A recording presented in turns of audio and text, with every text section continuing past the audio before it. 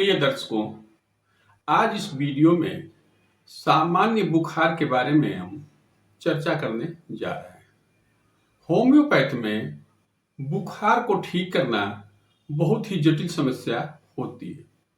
अक्सर ये देखा जाता है कि होम्योपैथ के डॉक्टर बुखार को जल्दी ठीक नहीं कर पाते हैं। आज इस वीडियो में मैं कुछ सामान्य तरह के जो बुखार होता है उसके लिए कुछ दवाओं को बताने जा रहा हूं। बुखार अपने आप में कोई भी बीमारी नहीं होती है। ये बुखार किसी न किसी बीमारी के साथ जुड़ा हुआ होता है। जब भी हमारे शरीर में bacterial infection, viral infection, fungal infection, protozoal infection या पैरासाइट का इन्फेक्शन हो जाता है तो उस इन्फेक्शन के विरुद्ध में हमारी शरीर कुछ प्रतिक्रिया देती है।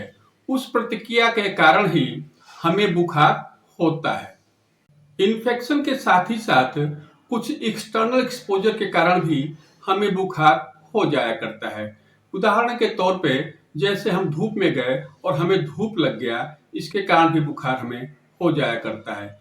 इसी प्रकार से यदि हम ठंडक में गए तो ठंडक के कारण भी हमें बुखार हो जाया करता है। इसके क्रॉनिक इन्फ्लेमेटरी डिजीज, रूमेटिज्म या क्रॉनिक बाउल डिजीज में भी आपको बुखार हो जाया करता है। इस वीडियो में जो मैं दवाएं बताने जा रहा हूं वो सामान्य बीमारी में प्रयोग होता है, न कि इस तरह के क्रॉनिक डिजीज में इसका प्रयोग किया जाता है। पहली दवा एकोनाइट। एकोनाइट का प्रयोग हम तब करते हैं जब किसी व्यक्ति को बुखार अचानक हो जाए, उसकी शरीर एकदम सूखी हुई हो, थोड़ा भी उसे पसीना न हो रहा हो और बहुत ही तेज गर्म हो। ऐसे व्यक्तियों में बेचैनी और घबराहट बहुत ही ज्यादा होती है तथा उसे बहुत ही तेज प्यास लगती है और उसे इतनी घबराहट और बेचैनी होती है कि उसे लगता है कि हम मर जाएंगे। यदि इस तरह का बुखार किसी व्यक्ति को है तो ऐसे कंडीशन में हम एकोनाइट 30 नाम की दवा का प्रयोग 2-2 घंटे के इंटरवल पे करते हैं और इससे पेशेंट ठीक हो जाता है। दूसरी दवा बेलाडोना 30। बेलाडोना के पेशेंट में बहुत ही तेज सरदर्द होता है, उसका चेहरा लाल होता है, आंखें लाल हो जाती हैं और ये देखा जाता है कि जब किसी व्यक्ति को धूप वगैरह लगता है, जब कोई व्यक्ति धूप में चला जाता है और उसे गर्मी लग जाती है, उसके बाद इस तरह का बुखार उसे होता है और ऐसे व्यक्ति में प्यास नहीं होता है। यदि इस तरह का बुखार किसी व्यक्ति को हो रहा है तो उसमें हम बेलाडोना 30 नाम की दवा 2-2 घंटे के इंटरवल पे देना शुरू कर देते हैं। दवा की मात्रा 1 से 2 बूंद होनी चाहिए। तीसरी दवा आर्निका। यदि किसी व्यक्ति को बुखार हुआ है और उसका सर गर्म है और उसकी तुलना में उसका शरीर ठंडा है, उसके शरीर में चोट लगने जैसे यदि उसे दर्द हो रहा है तथा बिस्तर पे सोने पे उसे बिस्तर कड़ा मालूम होता है तो ऐसे व्यक्तियों में हम आर्निका 30 नाम की दवा का प्रयोग करते हैं। चौथी दवा ब्राइनिया।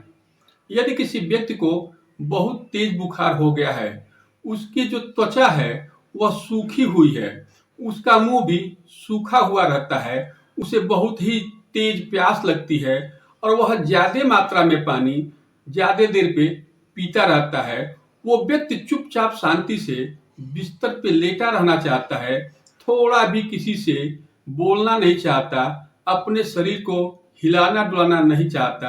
यदि इस तरह के बुखार में यदि सिम्टम हैं तो हम ब्राइनिया 30 नाम की दवा का प्रयोग 2-2 घंटे पे करते हैं। यदि किसी बुखार के पेशेंट में उसका टाइम एकदम फिक्स हो, जैसे कि आज उसे 9 बजे बुखार हो रहा है तो कल भी उसे 9 बजे बुखार हो, फिर तीसरे दिन भी उसे 9 बजे बुखार हो, इस तरह की यदि उसके अंदर पीरियडिसिटी मिलती है तो ऐसे पेशेंट में हम सिड्रान नाम की दवा का प्रयोग करते हैं और ऐसे केस में हम सिड्रान 200 का प्रयोग करते हैं, जिसको हम 2 बूंद सुबह, 2 बूंद दोपहर और 2 बूंद शाम को देते हैं। यदि किसी पेशेंट में उसका सर ठंडा हो लेकिन उसकी तुलना में उसकी पूरी शरीर गर्म रहती हो, तो ऐसे व्यक्तियों में हम सीना नाम की दवा का प्रयोग करते हैं और सीना 30 को हम 2-2 घंटे के अंतराल पे देते हैं। पल्सटीला, जब किसी व्यक्ति को बुखार हो और बुखार के साथ ही साथ उसके आंख से पानी गिर रहा हो, उसके अंदर रोने की इच्छा होती हो, मुंह सूखा हुआ रहता हो, लेकिन उसे प्यास नहीं लगती है, वो एक भी बूंद पानी पीना नहीं चाहता है, ऐसे व्यक्तियों में हम पल्सटीला नाम की दवा का प्रयोग करते हैं और इसमें हम पल्सटीला 30 को 2-2 घंटे के अंतराल पे देते हैं। यदि किसी व्यक्ति को बुखार के साथ ही साथ बहुत ज्यादा पसीना हो रहा हो, उसे ज्यादा मात्रा में लार भी बन रहा हो, उसकी जीभ जो है थुलथुली हो गई हो, उस पे दांतों का निशान पड़ गया हो और साथ ही साथ उसे बहुत ज्यादा प्यास लग रही हो, ऐसे मरीज में हम मर्कसाल 30 नाम की दवा का प्रयोग करते हैं और इस दवा को भी हम 2-2 घंटे के अंतराल पे देते हैं। यदि कोई व्यक्ति बारिश में भीग गया और उसके शरीर में दर्द होने लगा, उसे बहुत तेज बुखार हो गया, वो बिस्तर पर चैन से नहीं रह सकता, अपने हाथ पांव को हिलाता रहता है और जीभ को जब आप देखेंगे तो वह त्रिकोणीय नजर आता हो और उसे प्यास लगती हो, ऐसे मरीज में हम रस्टाक्स नाम की दवा का प्रयोग करते हैं और इस दवा को भी हम 2-2 घंटे के अंतराल पे देते हैं। यदि कोई व्यक्ति गया, नदी में स्नान कर लिया और नदी में स्नान करने के बाद उसे सर दर्द और बुखार हो गया, उसकी जीभ को जब आप देखते हैं तो उस पर एक सफेद सी लेयर बनी हुई होती है, ऐसे व्यक्तियों में हम एंटीक्रूड नाम की दवा का प्रयोग करते हैं। यदि किसी व्यक्ति में बुखार है, उसे ठंडक लग रही है, उसे प्यास नहीं लगता है, लेकिन हिलने डुलने की हिम्मत नहीं होती है, उसका शरीर जो है नियंत्रण में नहीं रहता है, उसमें सुस्ती रहो, ऐसे व्यक्तियों में हम जेलसीमियम नाम की दवा का प्रयोग करते हैं और इन दवाओं से 1 से 2 दिन में ही पेशेंट ठीक हो जाते हैं। अभी हमने आपको सामान्य बुखार के बारे में कुछ दवाओं का जिक्र किया।